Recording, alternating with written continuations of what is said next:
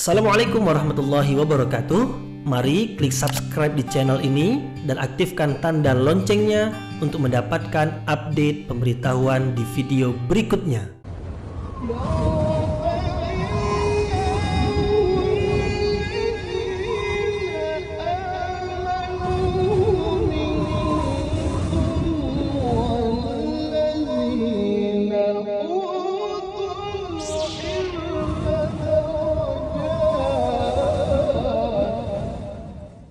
A'udzu billahi minasyaitonir rajim. Bismillahirrahmanirrahim. Assalamualaikum warahmatullahi wabarakatuh.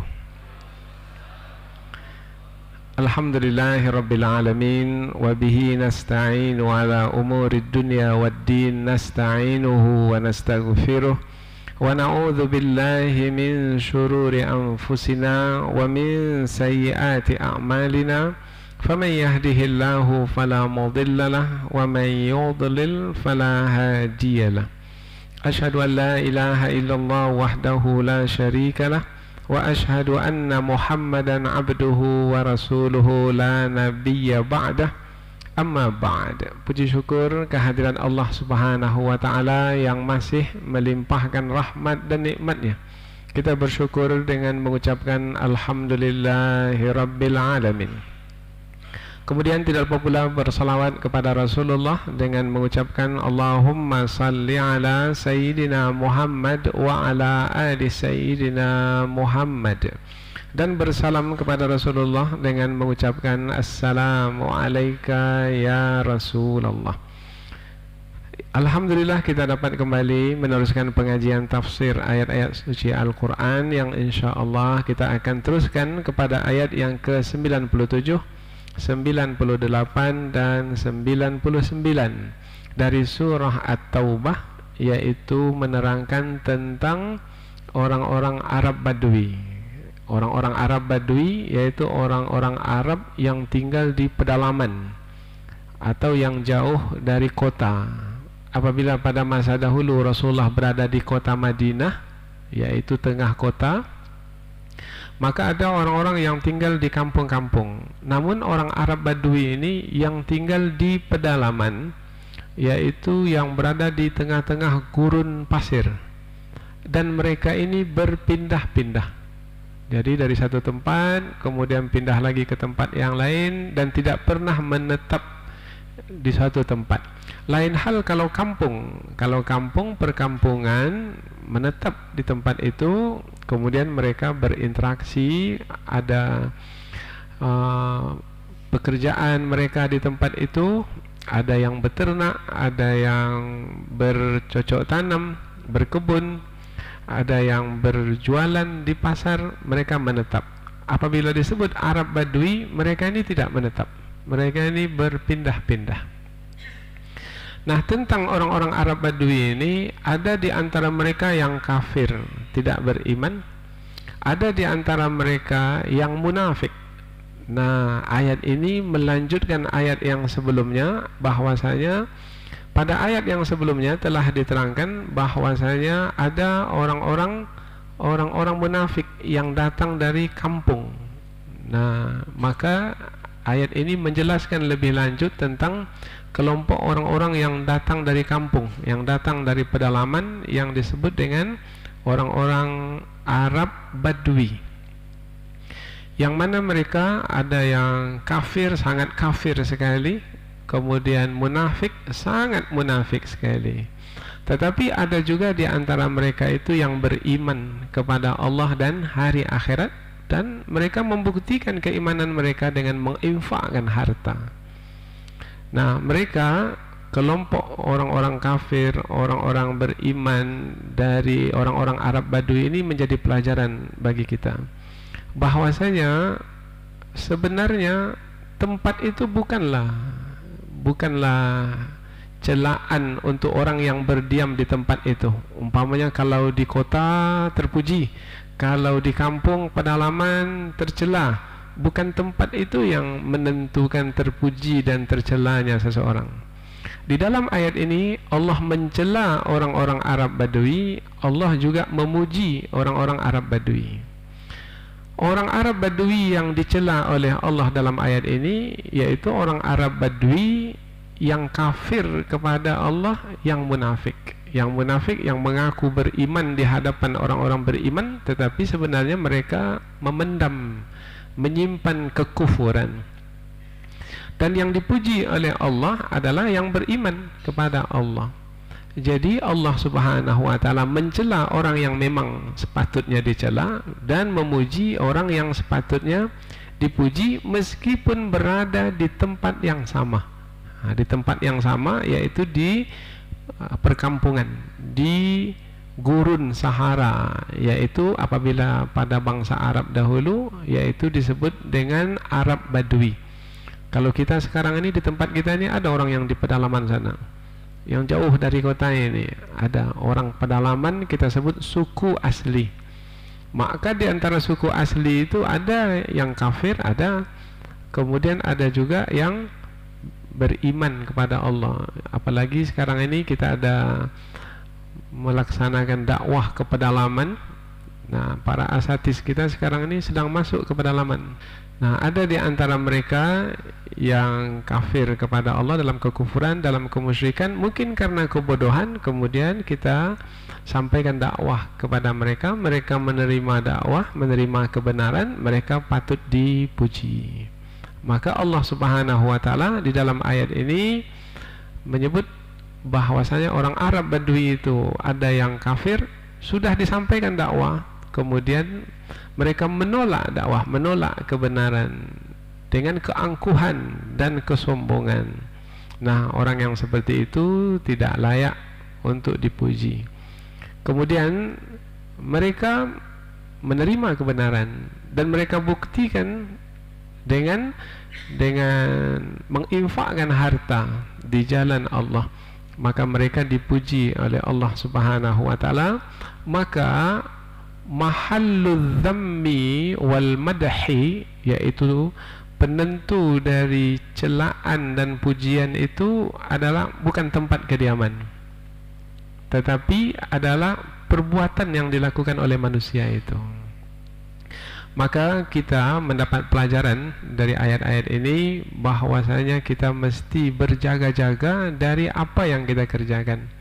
Karena apabila kita mengerjakan perbuatan yang buruk dan tercela, maka perbuatan yang buruk dan tercela yang kita kerjakan itu adalah sebagai sebab tercelanya kita, sebagai sebab hinanya kita, dan patut untuk dicela dan patut untuk dihina. Maka pastikan tetap senantiasa menjaga iman. Dengan iman itu kita melakukan kebaikan sehingga layaklah kita, patutlah kita untuk dipuji karena perbuatan baik yang kita kerjakan. Ini sebagai mukaddimah dari 3 ayat yang kita pelajari, dan selanjutnya kita akan pindah ke tafsir ayat.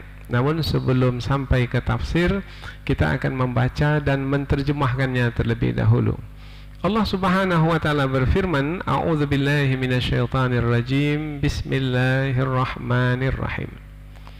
Al-a'rabu ashaddu kufran wa nifaqan wa ajdaru alla ya'lamu hududa ma anzalallahu ala rasulih. Wallahu alimun hakim. ومن الأعراب من يتخذ ما ينفق مغرما ويتربص بكم الدوائر عليهم دائرة السوء والله سميع عليم ومن الأعراب من يؤمن بالله واليوم الآخر ويتخذ ما ينفق قربات عند الله وصلوات الرسول ألا إنها قربة لهم سيدخلهم الله في رحمته إن الله غفور رحيم.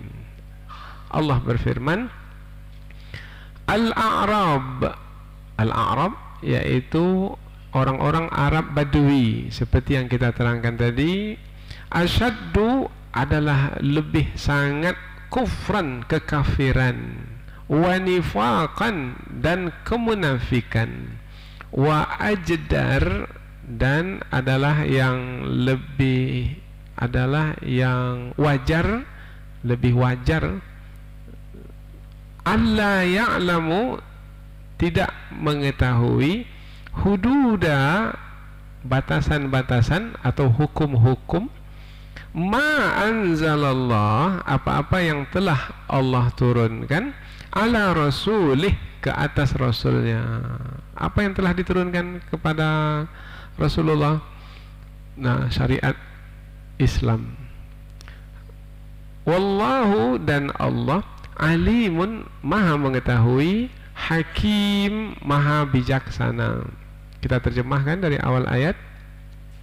Orang-orang Arab Badui sangat kafir dan sangat munafik, dan wajar untuk tidak mengetahui hukum-hukum yang telah Allah turunkan kepada Rasulnya, karena mereka berada di pedalaman dan jarang mengikuti pengajian Rasulullah di kota Madinah. Dan Allah maha mengetahui lagi maha bijaksana. Baik, ayat yang pertama ini tentang kelompok orang-orang kafir dari orang-orang Arab Badui. Baik, berikutnya lagi. Wa minal a'rab, dan dari kalangan orang-orang Arab Badui, berarti ada lagi kelompok yang berikutnya.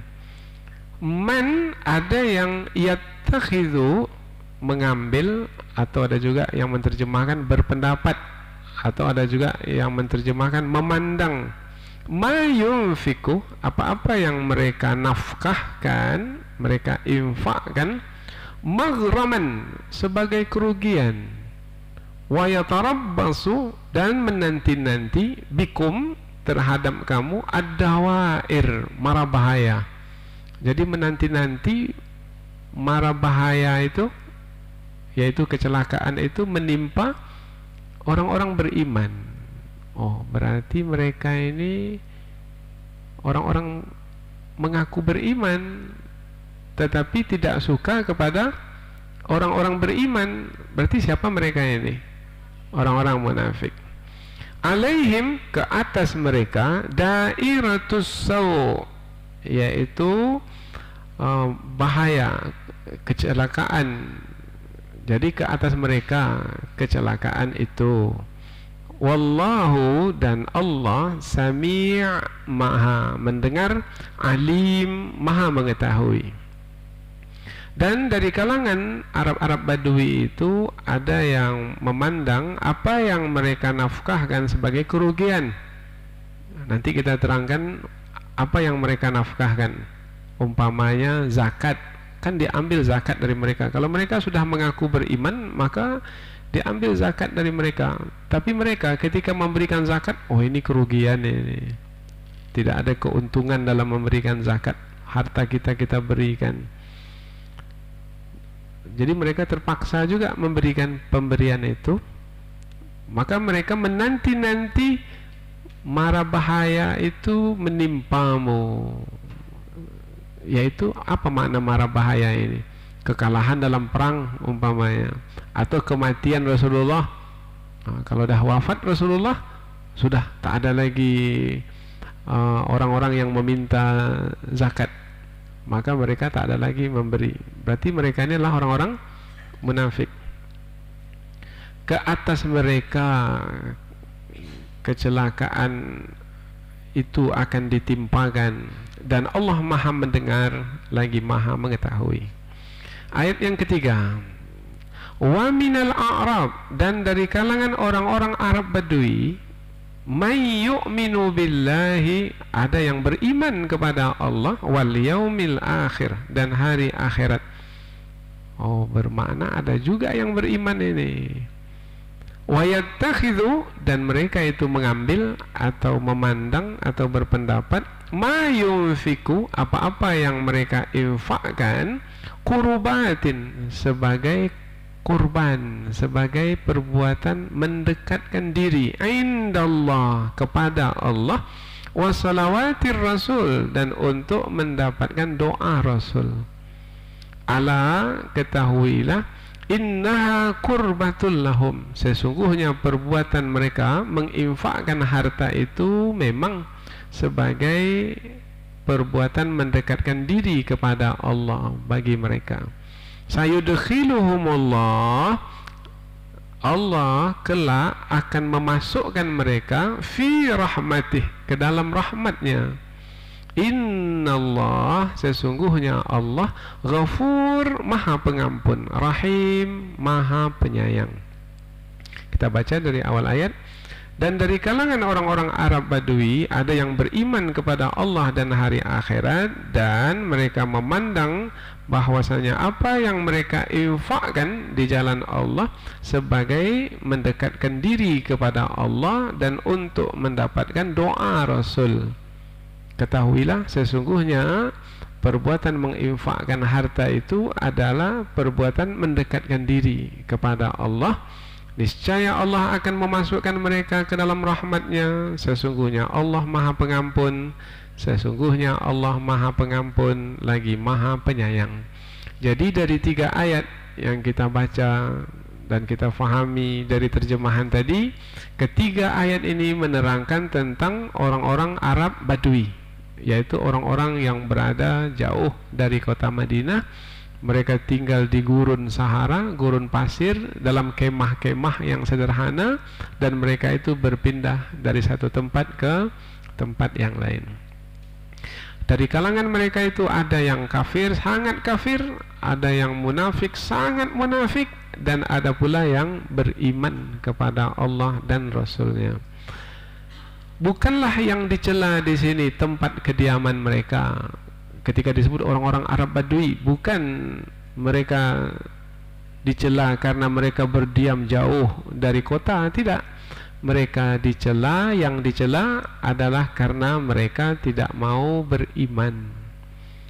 Kemudian ada di antara mereka yang beriman, maka mereka dipuji meskipun mereka tinggal di pedalaman. Jadi sekali lagi, yang menentukan seseorang itu menjadi terpuji ataupun tercela adalah perbuatan yang mereka kerjakan.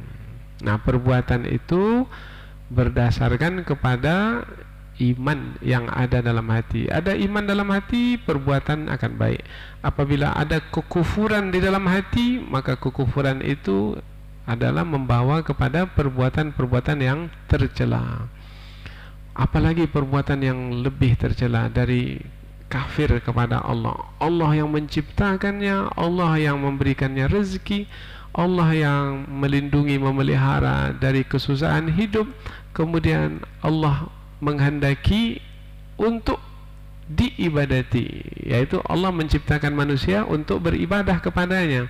Yang Allah kehendaki dari manusia adalah ibadah, tetapi mereka tidak mau beribadah kepada Allah. Mereka berpaling daripada Allah, bahkan ada yang menyekutukan Allah Subhanahu wa taala. Itu adalah perbuatan yang sangat tercela sekali. Allah yang memberi pemberian dalam hidup mereka, memenuhi, mencukupkan seluruh keperluan hidup mereka, tapi mereka pula berpaling daripada Allah Subhanahu wa taala. Samalah seperti kita memiliki anak, kita yang melahirkan, kita membesarkan, kita memberi makan, minum, pakaian, tempat tinggal, memberikan pendidikan, mengasuhnya sampai dia besar. Kita semua, tiba-tiba dia berpaling dari kita, durhaka dari kita. Ini bagaimana anak seperti ini? Perbuatan anak yang durhaka itu perbuatan yang baik atau tercela? Oh, tercela. Kedurhakaan itu adalah tercela. Ada yang durhaka kepada kedua orang tua, ada yang durhaka kepada Allah Subhanahu wa taala. Nah, ini yang disebutkan dalam ayat ini, durhaka kepada Allah maka dicela. Tapi ada yang taat kepada Allah karena beriman maka dipuji. Baik. Ayat ini juga melanjutkan ayat yang sebelumnya. Kita sudah terangkan bahwasanya apabila kebenaran itu disampaikan kepada manusia, siapapun manusianya, tak perlu manusia itu berpendidikan tinggi, berpendidikan sederhana atau tidak berpendidikan, tinggal di kampung, apabila disampaikan kepada mereka kebenaran, mereka bisa memahami kebenaran itu. seperti orang Arab Badui. Jadi kebenaran yang turun dari sisi Allah, yang disampaikan oleh Rasulullah dan sekarang disampaikan pula oleh para ulama, bisa diterima oleh siapapun.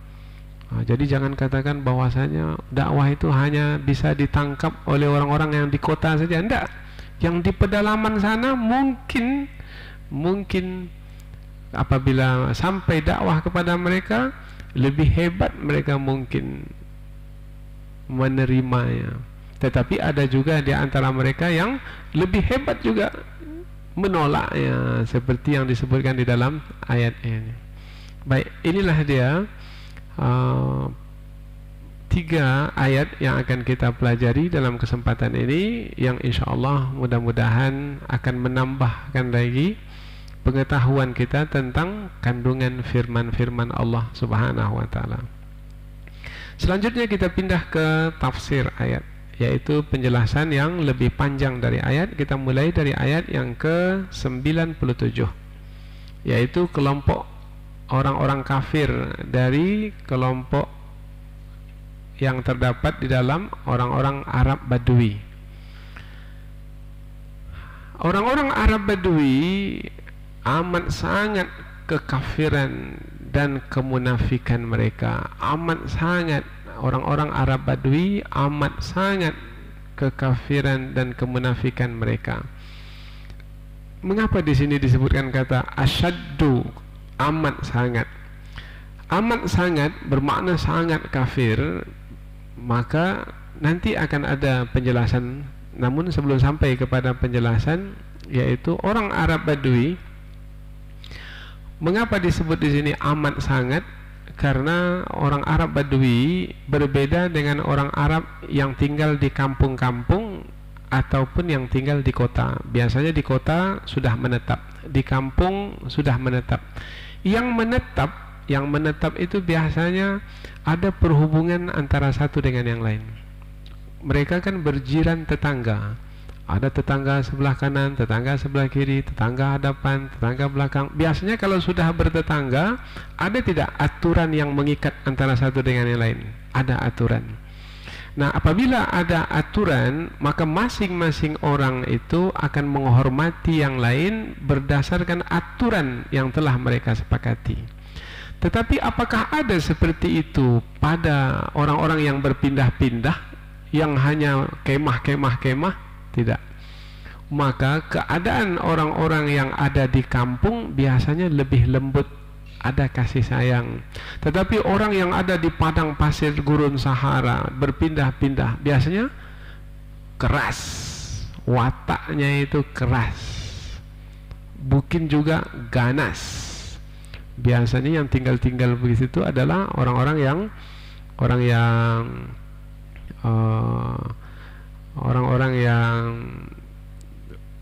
apa ya, di dalam bahasa Arab disebut orang-orang yang menghalang perjalanan orang lain, qutta'ut thariq, yaitu orang yang merampas di tengah jalan.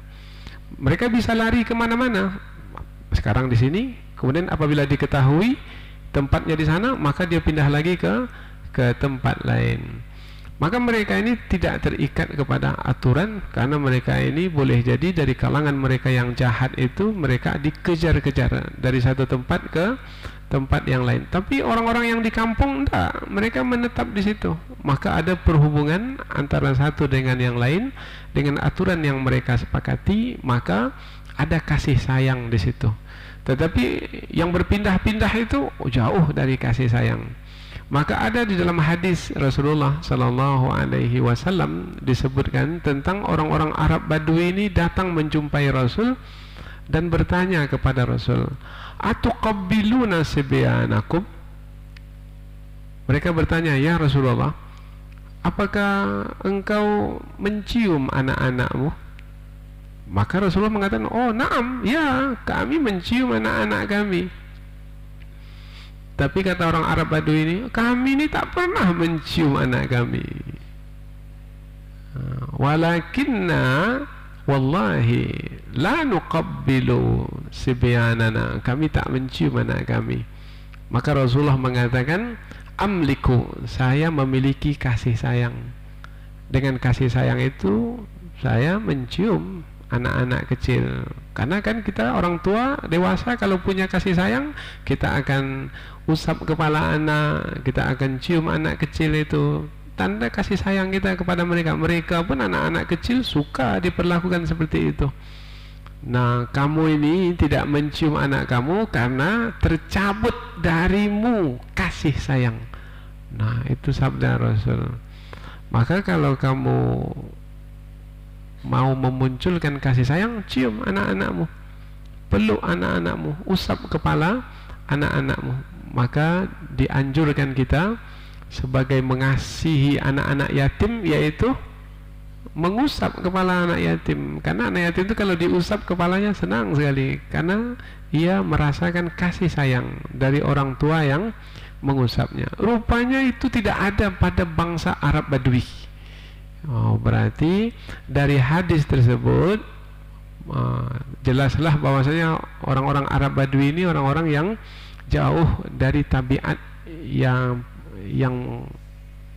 ada kasih sayang di dalamnya. Jadi ada tabiat keras. Nah, mereka ini memiliki tabiat keras. Ketika tabiat keras itu ada pada mereka dan menjadi ciri khas mereka, dan mereka pula tidak mau menerima kebenaran, maka keangkuhannya bagaimana? Kesombongannya bagaimana? Oh, lebih.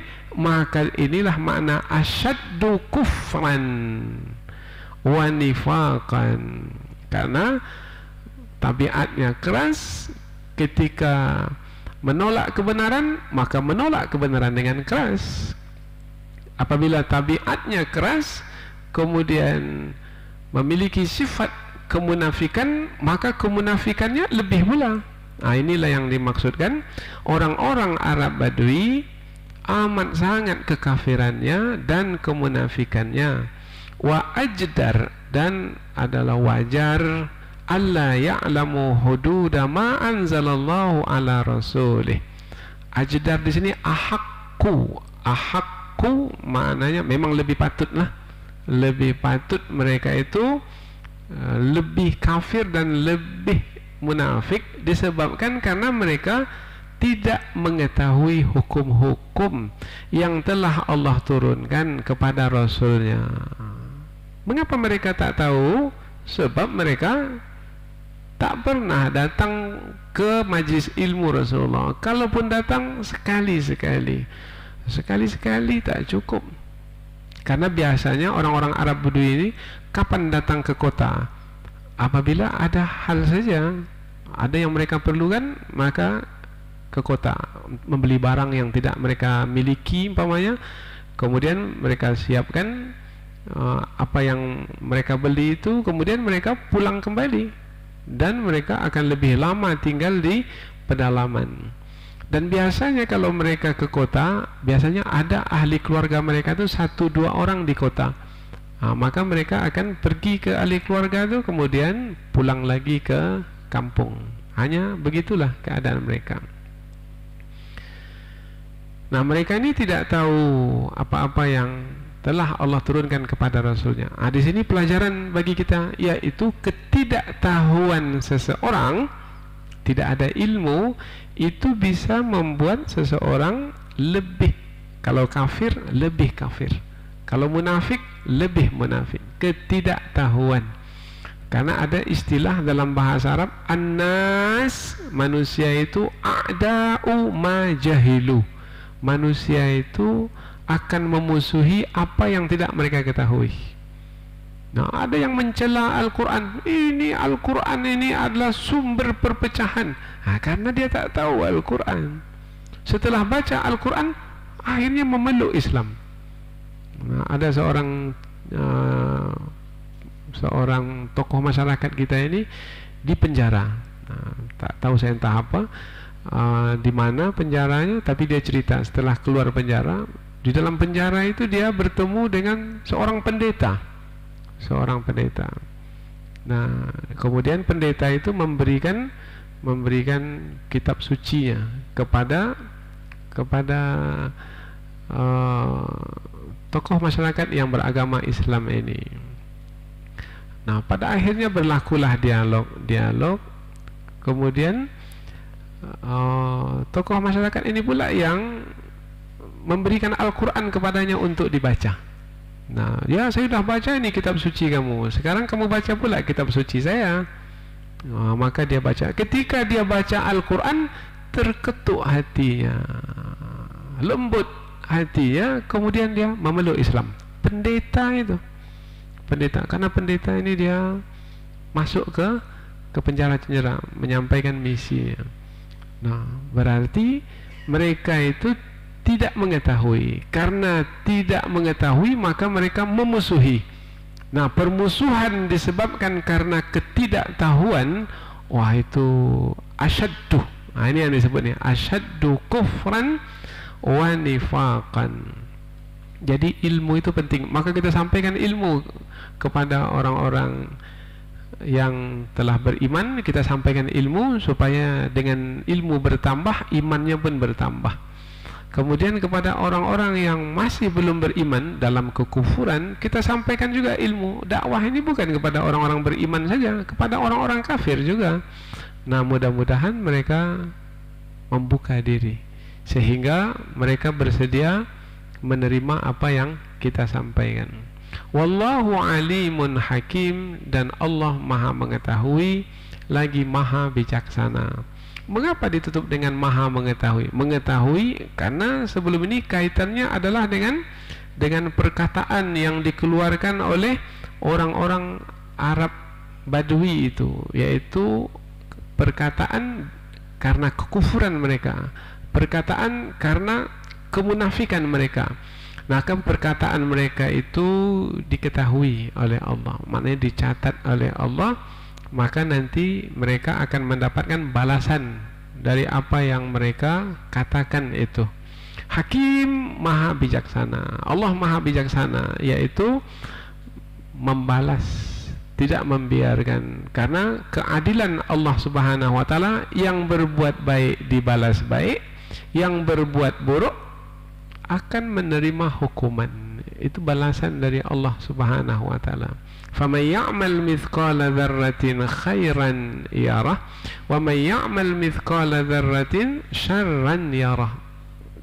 Hidup ini ditegakkan di atas keadilan. Baik, itu ayat yang ke-97. Kemudian kita lanjutkan ayat yang ke-98. Wa minal a'rab, dan dari kalangan orang-orang Arab Badui itu, mayyattakhidhu, ada yang memandang, yang berpendapat, ma yunfiku maghraman, yaitu harta yang mereka infakkan itu sebagai maghraman. Apa maghraman ini? Maghraman ini dari kata gharam, gharamah, gharim, garim. Garim ini yang sudah masuk ke bahasa kita ini, sudah biasa dipakai. Siapa gharim itu? Bukan penjaga masjid. Itu penjaga masjid itu bukan gharim. Gharim itu orang yang berhutang. Itu gharim. Belum tentu lagi pegawai masjid itu berhutang. Mungkin jemaahnya yang berhutang. Tapi gharim itu, gharim dengan makna bahasa itu adalah yang berhutang. Sementara yang di masjid itu muazzin masjid, yaitu yang bertugas sebagai mengumandangkan azan di masjid. Ada pula muazzaf masjid, pegawai masjid, yaitu yang kita gaji, kemudian mereka berkhidmat di masjid.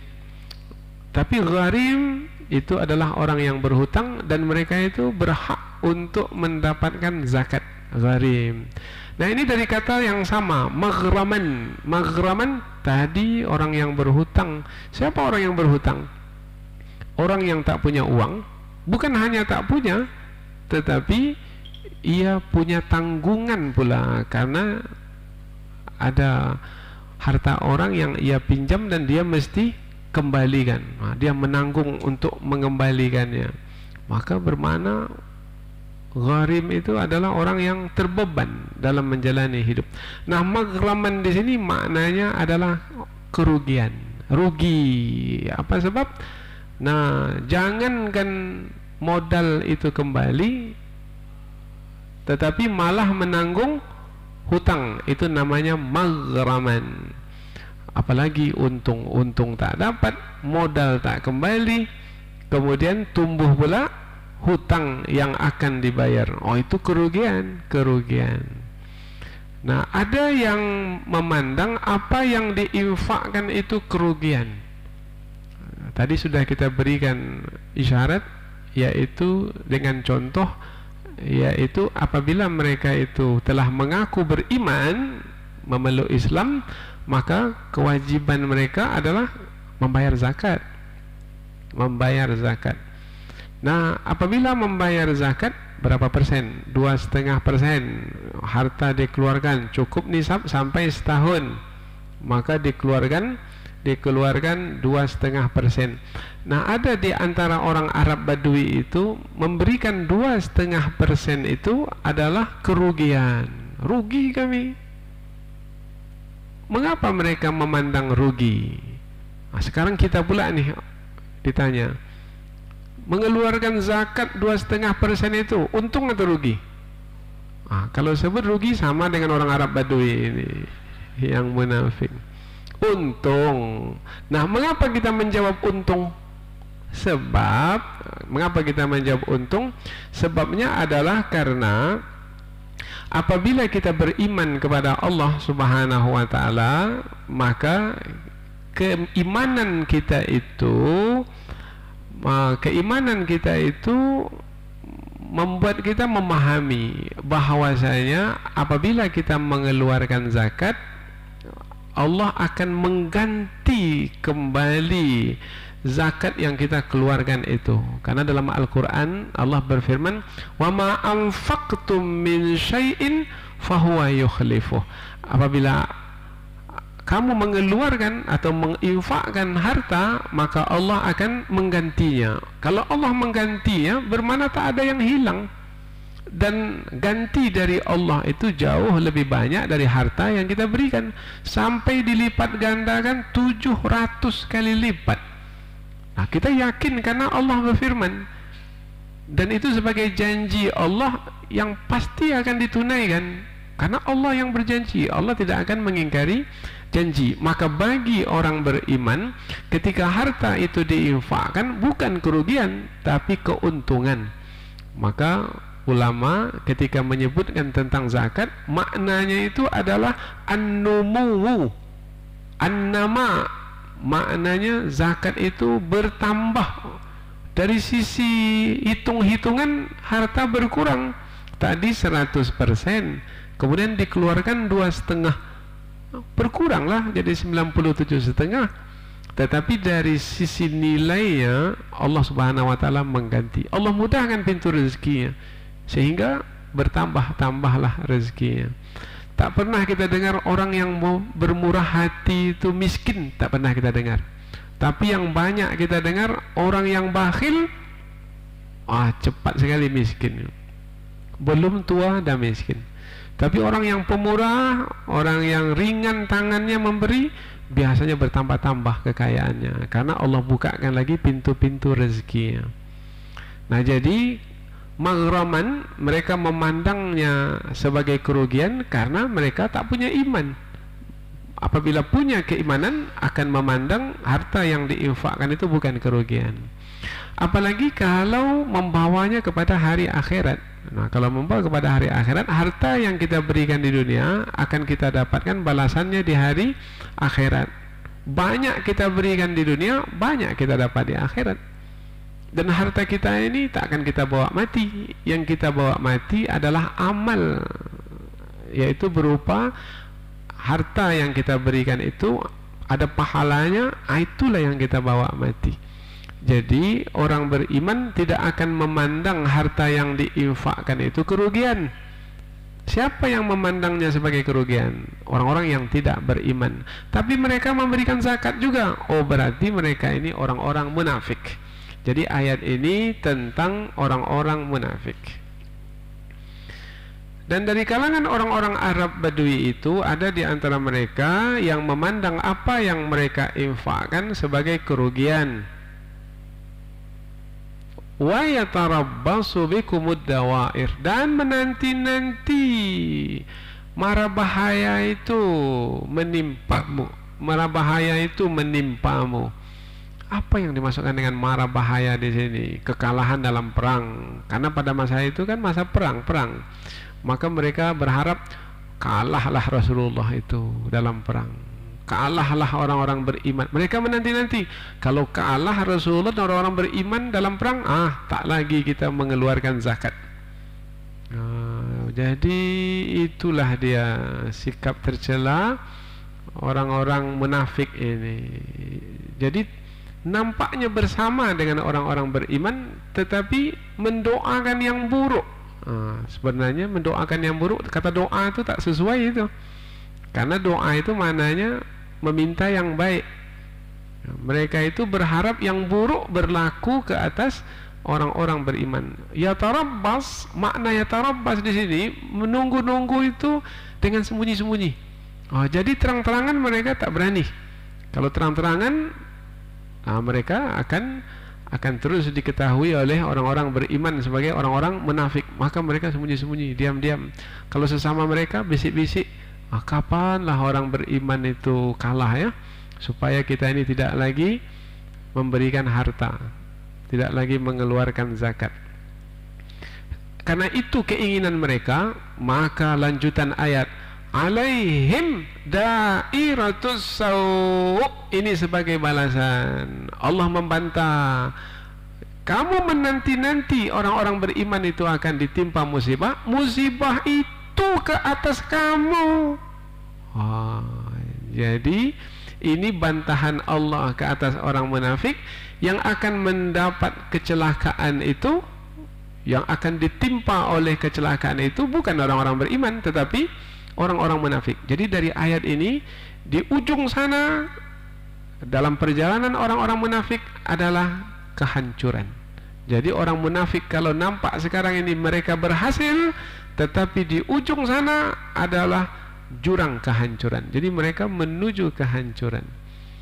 Nah, ini janji Allah alaihim, ke atas mereka, dairatus sau', dairah dawair, dairah jamaknya adalah dawair, sama dengan kata yang sebelumnya, yaitu mereka menanti-nanti kapan orang beriman itu akan mendapat malapetaka, ditimpa malapetaka. Allah membantah, hendak, bukan orang beriman yang akan mendapat malapetaka, mereka orang-orang munafik itu yang akan mendapat malapetaka. Wallahu sami', dan Allah maha mendengar. Kalau disebut mendengar bermakna apabila mereka mengatakan kata-kata yang tercela, Allah mendengar apa yang mereka katakan. Alim, maha mengetahui. Kalau mereka mensembunyikan dalam hati mereka sekalipun, orang-orang beriman tak tahu, tapi Allah alim, Allah maha mengetahui. Jadi mereka tak bisa lepas, tidak bisa lari dari Allah Subhanahu wa taala. Disinilah kita menjadi tenang. Meskipun musuh itu tersembunyi, kita tak tahu. Orang-orang munafik ini kan tersembunyi, tak nampak. Tapi kita tenang. Apa sebab? Sebab kita bersama dengan Allah yang maha mendengar lagi maha mengetahui. Allah akan melindungi kita insyaAllah. Amin ya rabbal alamin. Ayat berikutnya, ayat yang ke-99, yaitu ayat yang ketiga yang kita pelajari dalam kesempatan ini.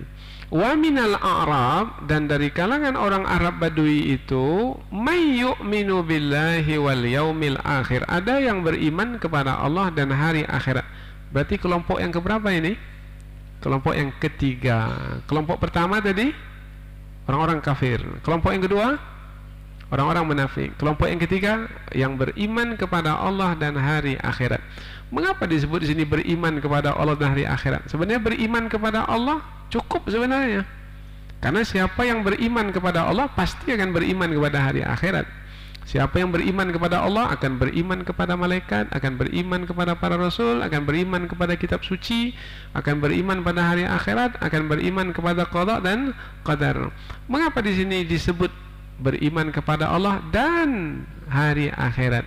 Karena mereka ini melakukan perbuatan di dunia ini untuk mengharapkan balasan di hari akhirat, karena mereka beriman adanya hari akhirat, hari pembalasan.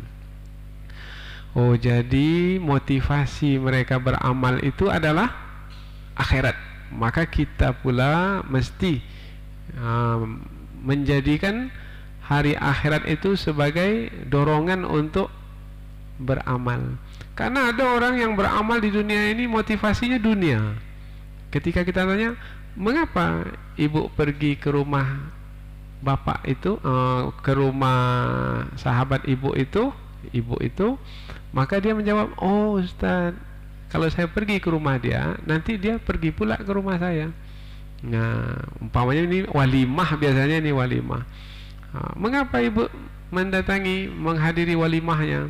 Oh, karena kalau saya tak pergi ke rumahnya, nanti kalau kami walimah dia tak pergi pula ke rumah kami.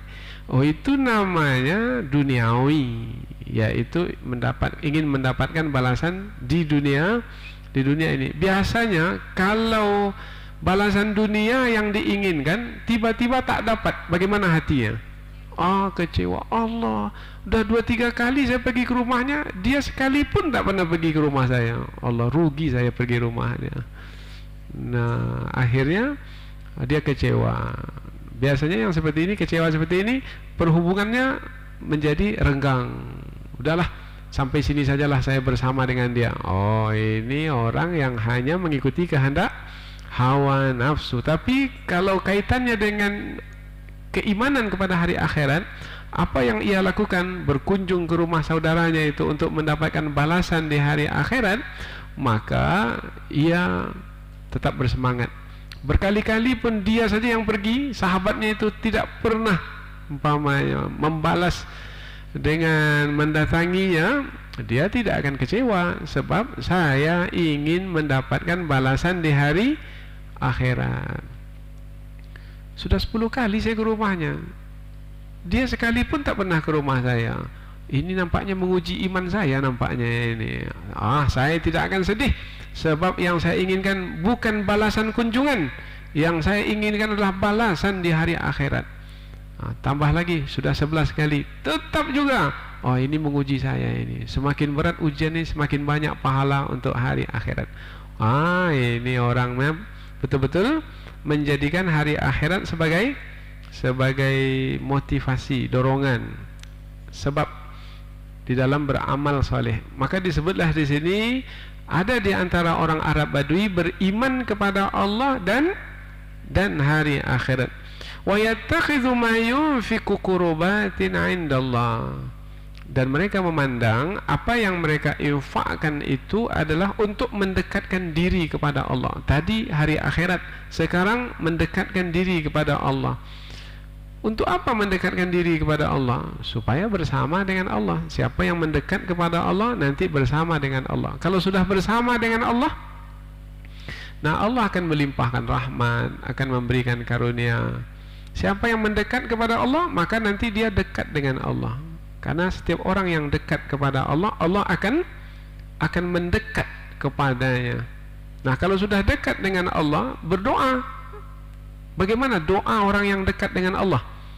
Wa idza sa'alaka ibadi anni fa inni qarib. Apabila hambaku bertanya kepadamu, wahai Muhammad, tentangku, hambaku yang mendekatkan diri kepadaku, maka katakan, aku dekat dengan hambaku itu. Ujibu da'watad da'i idza da'ani. Aku akan memperkenankan doa hambaku itu apabila ia berdoa kepadaku. Kalau doa diperkenankan, Allahu Akbar. Apalagi masalah kita? Tak ada masalah. Karena kita berdoa itu untuk menyelesaikan masalah. Ya Allah, hamba sakit, sembuhkanlah, disembuhkan, selesai masalah.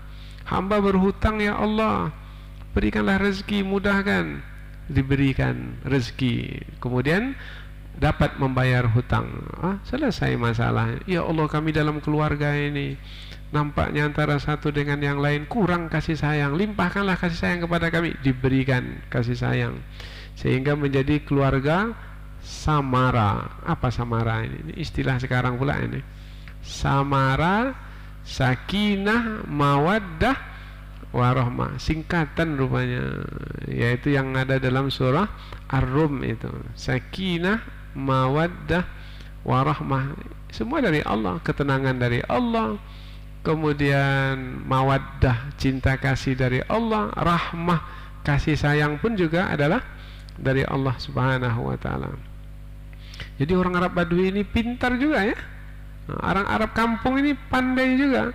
Harta diinfakkan supaya dekat dengan Allah, dekat dengan Allah, dapat apa yang mereka inginkan. Wa salawatir Rasul, dan doa Rasul. Jadi mereka menginfakkan harta supaya mendapat doa Rasul. Apa maksudnya ini? Menjadi kebiasaan Rasulullah. Kalau ada orang yang menginfakkan harta, Rasulullah tahu orang itu menginfakkan harta, maka Rasulullah akan mendoakan orang yang menginfakkan harta. Ya Allah, berikanlah kepadanya rezeki lebih banyak lagi ya Allah. Dia telah menginfakkan hartanya, ya Allah berikanlah ganti dan lipat gandakanlah rezekinya ya Allah. Itu doa Rasul. Jadi apabila Rasul melihat ada yang menginfakkan harta, Rasulullah akan berdoa untuknya. Maka orang Arab Badui ini memberikan hartanya supaya dapat doa Rasulullah. Sebenarnya setiap pagi pun ada malaikat yang berdoa. Nah, ada mendengar hadis Nabi disampaikan, ada malaikat yang berdoa, doa malaikat, Allahumma a'ti munfikan khalafa. Ya Allah, berikanlah kepada orang yang menginfakkan harta ganti. Diberikan ganti ya Allah. Wa a'ti mumsikan talafa, dan ya Allah untuk orang yang menahan hartanya, hancurkan, celakakan, habiskan rezekinya. Allahu Akbar. Doa malaikat. Jadi mau memberi atau mau menahan?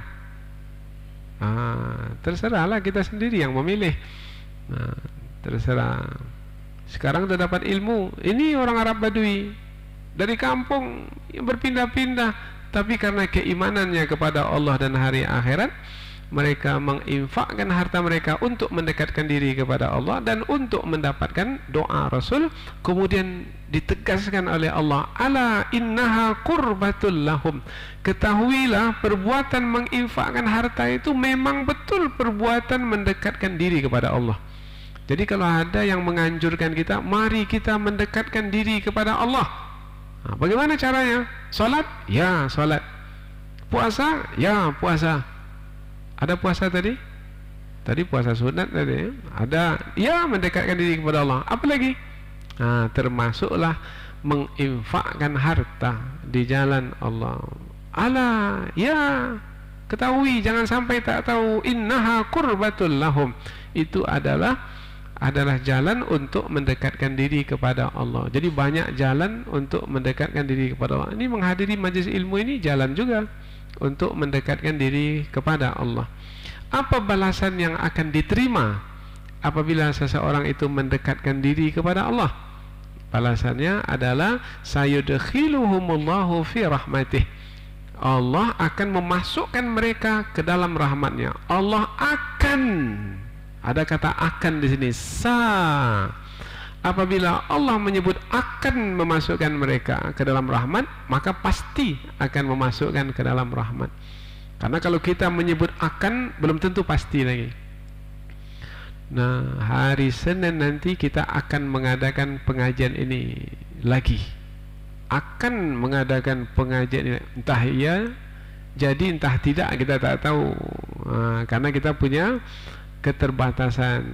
Jadi ketika kita menyebut akan, mungkin ya, mungkin tidak. Tapi ketika Allah berfirman akan, berarti maknanya adalah pasti Allah akan memasukkannya ke dalam rahmatnya.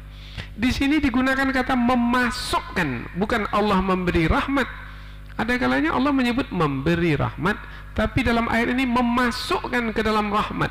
Ini apa maknanya memasukkan ini?